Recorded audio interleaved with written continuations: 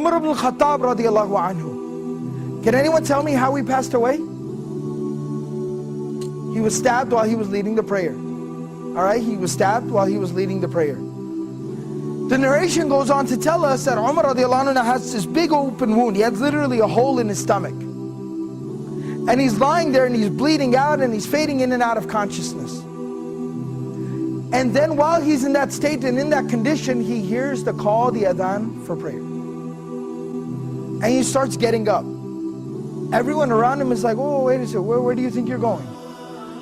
He says, I have to go pray the adhan. I have to go and pray, it's the adhan. And he said, you're dying.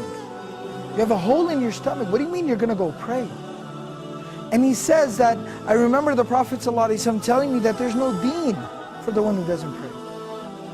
That the salah is like the head and the body. I have to go and pray.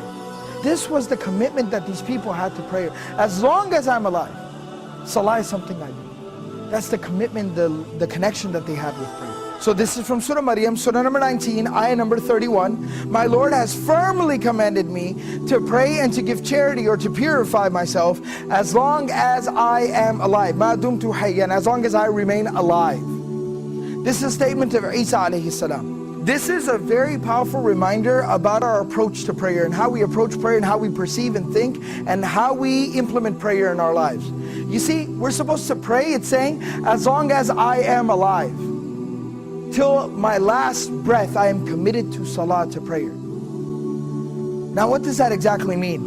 It means no matter what comes up, prayer is something that I will hold on to till my last breath.